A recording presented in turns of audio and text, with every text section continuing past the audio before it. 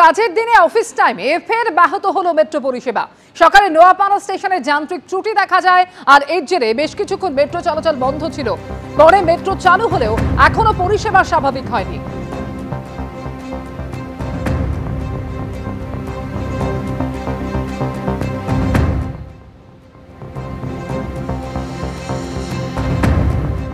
বিপ্লবীদের সন্ত্রাসবাদী আখ্যা, বিদ্যাসাগর বিশ্ববিদ্যালয়ের ইতিহাসের প্রশ্নপত্র ঘিরে বিতর্ক।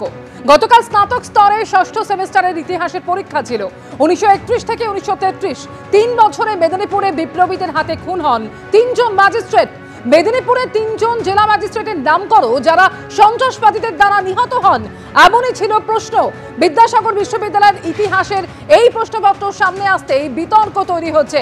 ষষ্ঠ সেমিস্টারের প্রশ্নপত্র, এবং যেখানে প্রশ্ন ছিল মেদিনীপুরে 3 জন জেলা ম্যাজিস্ট্রেটের নাম করো যারা সন্ত্রাসবাদীদের দ্বারা নিহত হন 1931 থেকে 1933 এই 3 বছরে মেদিনীপুরে বিপ্লবীদের হাতে খুন হয়েছিলেন 3 জন ম্যাজিস্ট্রেট। আর এই প্রশ্নপত্র সামনে আসতেই বিতর্ক তৈরি হচ্ছে। বিশ্ববিদ্যালয়ের ইতিহাসের এই প্রশ্নপত্রকে ঘিরেই বিতর্ক।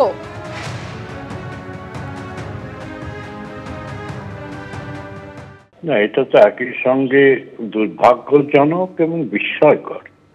যিনি প্রশ্নপত্রটি তৈরি করেছেন তিনি কি ভাবেন, আমার মনে হয় উপাচার্য এ ব্যাপারে তার কাছে ব্যাখ্যা চাইতেই পারেন। কেন তিনি ভারতের যে বিশাল জনমত, যে বিপ্লবীরা সন্ত্রাসবাদী নন, তারা দেশপ্রেমিক, বিশেষ করে মেদিনীপুর জেলার মতো জায়গায় যেখানে মেদিনীপুর অজস্র বিপ্লবী তৈরি করেছে, ক্ষুদিরাম থেকে প্রদ্যোৎ ভট্টাচার্য থেকে মাতঙ্গিনী হাজরা, অজস্র নাম করা যায়। সেখানে বিদ্যাসাগর বিশ্ববিদ্যালয়ে সন্ত্রাসবাদী কথাটা ব্যবহার হবে বিপ্লবীদের সম্বন্ধে, এটা সত্যি আমাদের খুব স্তম্ভিত করে দিয়েছে। নিশ্চয়ই উপাচার্য সেই অধ্যাপকের কাছে ব্যাখ্যা চাইবেন যিনি প্রশ্নটা করেছেন। আমার মনে হয় তার ব্যাখ্যাটা আমাদের শোনা দরকার, এবং তার ব্যাখ্যা যে আমাদের সাধারণ মানুষের বোধ এবং বিচারের বিরুদ্ধে গেছে, এজন্যে তার নিজের লজ্জিত হওয়া দরকার। এটাই আমার বক্তব্য আর কি। অনেক ধন্যবাদ পবিত্র বাবু। বিদ্যাসাগর বিশ্ববিদ্যালয়ের ইতিহাসের প্রশ্নপত্র ঘিরে বিতর্ক তৈরি হয়েছে, যেখানে বিপ্লবীদের সন্ত্রাসবাদী আখ্যা দেওয়া হয়েছে। গতকাল ছিল স্নাতক স্তরে ষষ্ঠ সেমিস্টারের ইতিহাসের পরীক্ষা। 1931 থেকে 1933 3 বছরে মেদিনীপুরে বিপ্লবীদের হাতে খুন হন 3 জন ম্যাজিস্ট্রেট। মেদিনীপুরে 3 জন জেলা ম্যাজিস্ট্রেটের নাম করো যারা সন্ত্রাসবাদীদের দ্বারা নিহত হন। বিদ্যাসাগর বিশ্ববিদ্যালয়ের ইতিহাসের এই প্রশ্ন সামনে আসতেই বিতর্ক। কৃষ্ণেন্দু অধিকারী আমাদের প্রতিনিধি রয়েছেন এই মুহূর্তে টেলিফোন লাইনে। কৃষ্ণেন্দু, এই প্রশ্নপত্রের ছবি আমরা দেখলাম, কিন্তু বিশ্ববিদ্যালয় কর্তৃপক্ষের কি প্রতিক্রিয়া, কি ব্যাখ্যা তাদের? দেখো, অবশেষে চাপের মুখে বিশ্ববিদ্যালয় কর্তৃপক্ষ বিষয়টার জন্য দুঃখ প্রকাশ করছে এবং ক্ষমা চাইছেন, এবং পাশাপাশি বিশ্ববিদ্যালয় কর্তৃপক্ষ আজকের মধ্যেই একটা বিস্তারিত রিপোর্ট পরীক্ষা নিয়ামক সংস্থাকে তলব করেছে। উপাচার্য যেটা জানাচ্ছেন, আজকেই সেই রিপোর্ট জমা দেওয়ার কথা, এবং গোটা বিষয়টার জন্য বিশ্ববিদ্যালয় কর্তৃপক্ষ দুঃখ প্রকাশ করছে এত বিতর্কের পর। কারণ যারা স্বাধীনতা আনলেন আমাদের, তাদের সেখানে সন্ত্রাসবাদী আখ্যা দেওয়া হচ্ছে একদম বিশ্ববিদ্যালয়ের একটা ইতিহাসের প্রশ্নে। এবং ব্রিটিশরা যে ভাষ্য ব্যবহার করতো আমাদের ভারতবর্ষের স্বাধীনতা সংগ্রামীদের সম্পর্কে সন্ত্রাসবাদ, আজ স্বাধীনতার ৭৮ বছর পরে সেই শব্দটাকেই আমরা কেন বহন করব, সে নিয়ে জোরালো প্রশ্ন উঠেছে। এবং সেই জোরালো প্রশ্ন বিতর্কের পর অবশেষে বিশ্ববিদ্যালয় কর্তৃপক্ষ গোটা বিষয়টার জন্য দুঃখ প্রকাশ করছে। এবং আজকেই কে প্রশ্ন করেছেন, অর্থাৎ প্রশ্নকর্তা কে, মডারেশনের দায়িত্ব কে ছিলেন, তাদের চিহ্নিত করে একটা বিস্তারিত রিপোর্ট উপাচার্য তলব করেছেন পরীক্ষা নিয়ামক সংস্থার কাছে। এবং সেই বিস্তারিত রিপোর্ট জমা পড়ার পর আজকে বিশ্ববিদ্যালয় কর্তৃপক্ষ পদক্ষেপ করবেন, এমনটাই জানাচ্ছেন। এবং তুমি জানো যে এটা নিয়ে অষ্টম শ্রেণীর বইতেও এই প্রশ্ন নিয়ে অতীতে প্রশ্ন উঠেছিল, এইরকম একই প্রশ্ন। সেখানে পাঠ্য বইয়ে আমাদের যারা স্বাধীনতা সংগ্রামী তাদেরও বিপ্লবী সন্ত্রাসবাদী বলা হয়েছিল।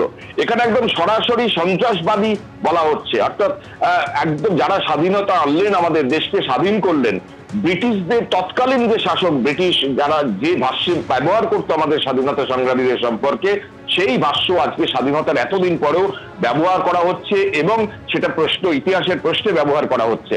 স্বাভাবিকভাবে একটা জোরালো বিতর্ক তৈরি হয়েছে, জোরালো প্রশ্ন উঠেছে যে যারা স্বাধীনতা আনলেন তাদের কেন আমরা সন্ত্রাসবাদী বলবো? যারা স্বাধীনতা আনলেন, দেশকে স্বাধীন করলেন, তৎকালীন ব্রিটিশদের তৈরি করা একটা ভাষ্যকে কেন আমরা এতদিন ধরে বহন করে চলবো? তীব্র বিতর্ক তৈরি হয়েছে এটা বিদ্যাসাগর বিশ্ববিদ্যালয়ের এই প্রশ্ন প্রকাশ্যে আসার পর, এবং সেই বিতর্ক নিয়ে হইচই শুরু হয়েছে এবং সেই হইচই তীব্র বিতর্কের মুখে অবশেষে বিশ্ববিদ্যালয় কর্তৃপক্ষ বিষয়টার জন্য দুঃখ প্রকাশ করে বিস্তারিত রিপোর্ট তলব করেছেন এবং আজকের মধ্যেই সেই রিপোর্ট জমা দেওয়ার কথা। এবং রিপোর্ট মোতাবেক এখন বিশ্ববিদ্যালয় কর্তৃপক্ষ কি ভাষ্য প্রকাশ্যে আনেন এবং কি পদক্ষেপ করেন সেটাই এখন দেখার। তো ভারতবর্ষের স্বাধীনতা আন্দোলনের সশস্ত্র আন্দোলন হচ্ছে একটা অন্যতম দিক। এখানে বিপ্লবীরা সশস্ত্র আন্দোলনের মাধ্যমে একটা জনজাগরণ তৈরি করে দিয়েছিলেন। তো সেখানে আমরা বরাবরই দেখছি ইংরেজদের ঐতিহ্য অনুসরণ করে আমরা এই বিপ্লবীদেরকে বিপ্লবী সন্ত্রাসবাদী হিসেবে চিহ্নিত করছি। এটা অত্যন্ত দুঃখজনক। আমাদের ভারতবর্ষের ইতিহাসের ক্ষেত্রে একটা কালো দিক। সন্ত্রাসবাদ এক জিনিস আর বিপ্লবী আলাদা জিনিস। সন্ত্রাসবাদীদের সঙ্গে বিপ্লবী এই শব্দটাকে মিশিয়ে দেওয়া এবং বিপ্লবীদের জাতীয় জনজাগরণ যে আন্দোলন তৈরি করেছিলেন স্বাধীনতা আন্দোলনের মধ্যে দিয়ে, এইটাকে কিন্তু সন্ত্রাসবাদের নাম দিয়ে কলিমালিপ্ত করার চেষ্টা হচ্ছে। মেদিনীপুরের গৌরবান্বিত একটা স্বাধীনতা সংগ্রামের ইতিহাস আছে, সেই ইতিহাসকে একটা অপমানজনক হিসাবে দেখানো হয়েছে এখানে। এই বিপ্লবীদেরকে আমরা সন্ত্রাসবাদী হিসাবে কখনো ব্যক্ত করতে পারি না। এটা আমাদের সম্পূর্ণ ভুল একটা ধারণা, যেখান থেকেই হোক, যেভাবে হোক না কেন, এটা একটা ভুল আকারে প্রকাশিত হয়েছে। এটা খুব হতাশাজনক, খুব দুঃখের বিষয়, লজ্জাজনক বলা যায়। বিদ্যাসাগর বিশ্ববিদ্যালয়ের ইতিহাসের ষষ্ঠ শ্রেণীর যে প্রশ্ন 12 নম্বর দাগ, সেখানে সরাসরি মেদিনীপুরের স্বাধীনতা সংগ্রামীদের সন্ত্রাসবাদী বলা হয়েছে। তারা স্বাধীনতার জন্য নিজের প্রাণ দিয়ে দিয়েছেন, তাদেরকে আজকে সন্ত্রাসবাদী বলা হচ্ছে।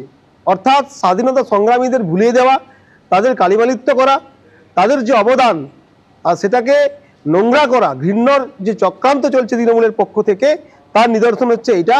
1931 সালের 7ই এপ্রিল জেলা ম্যাজিস্ট্রেট জেমস পেডিকে মেদিনীপুর কলেজিয়েট স্কুলে গুলি করে খুন করেন বিপ্লবী বিমল দাশগুপ্ত, জ্যোতি জীবন ঘোষ।